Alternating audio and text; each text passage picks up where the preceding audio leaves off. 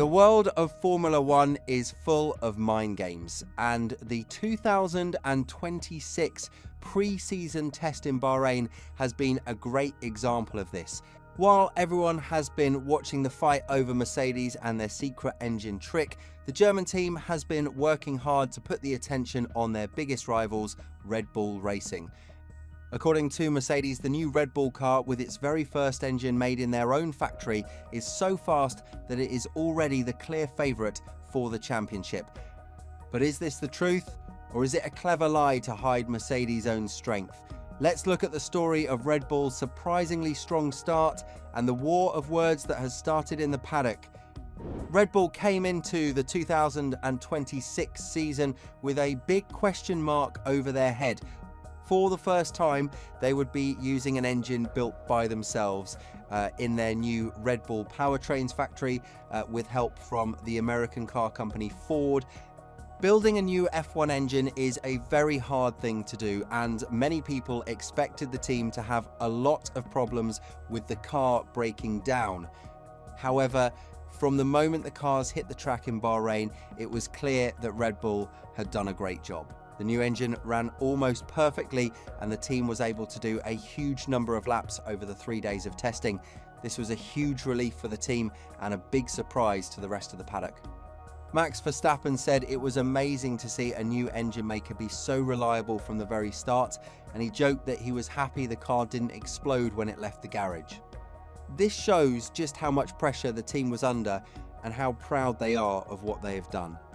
This strong reliability immediately got the attention of Mercedes. Their team boss, Toto Wolff, quickly started telling the media that Red Bull was the team to beat. He said that the Red Bull car was the benchmark and that they had a huge advantage in how they used their electrical energy, saying they were a full second a lap faster than everyone else. This is a classic Wolff move. By talking up his rivals, he tries to make his own team look like the underdog, which takes the pressure off and helps manage what people expect. It's a clever plan, but one that Red Bull was not going to fall for. Their technical director, Pierre Wache, immediately said that Red Bull is not the benchmark for sure. He said that their own data showed that Ferrari, Mercedes and McLaren were all ahead of them, and that Red Bull was only the fourth fastest team. This is of course also a mind game. Red Bull does not want to admit how fast they are, as that would only give their rivals more information and a reason to work harder. The result is a fun game of cat and mouse, with both teams trying to hide their true speed. One of the most interesting technical stories of the test has been the discovery of a clever trick that Red Bull is using to get an advantage.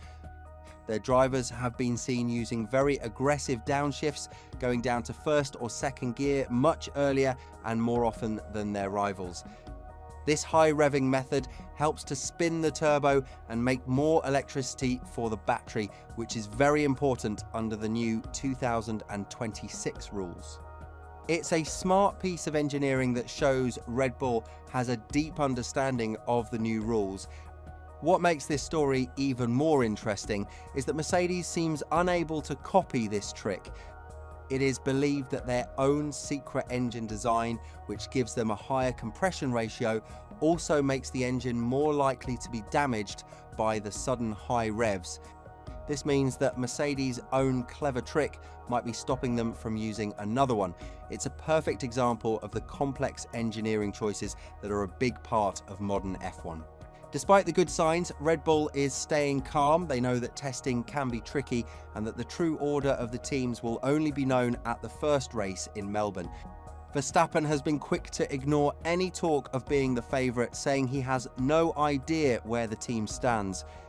The drivers are also still getting used to the new cars, which are much harder to drive than the old ones. They have less grip, which means they slide around more and are harder on the tyres. Verstappen has been very critical of the new cars, calling them anti-racing and Formula E on steroids. He is not a fan of the new way the sport is going, and Red Bull knows that the only way to keep their star driver happy is to give him a car that can win.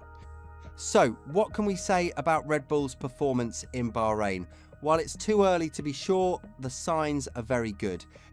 Their new engine is reliable, their car looks fast, and they have already found a clever technical advantage.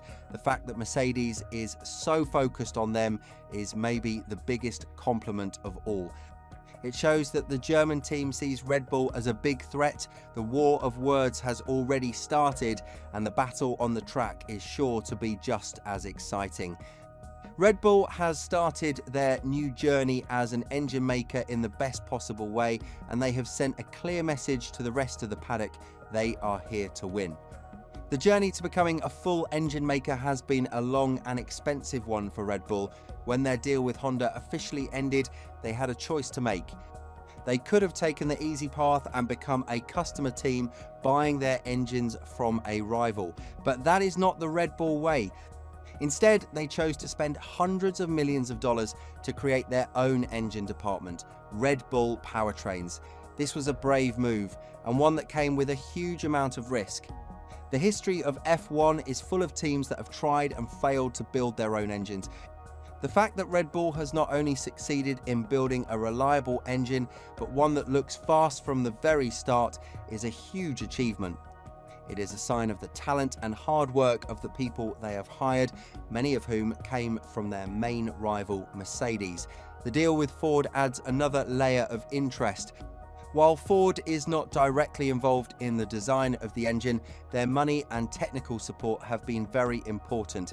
It is a deal that has the power to shake up the F1 world.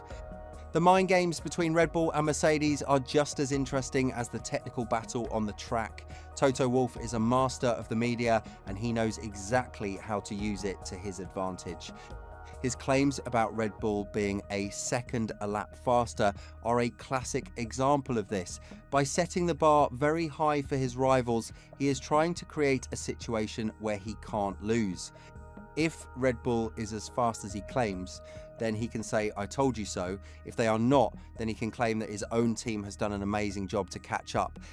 It is a clever move, but one that Red Bull is smart enough to see through. Their calm and quiet response shows that they are not going to be pulled into a war of words.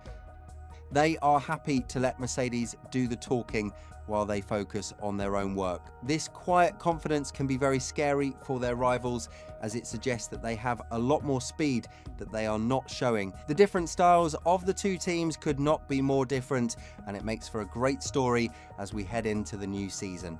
The downshifting trick is a perfect example of the kind of smart thinking that the new 2026 rules are meant to create.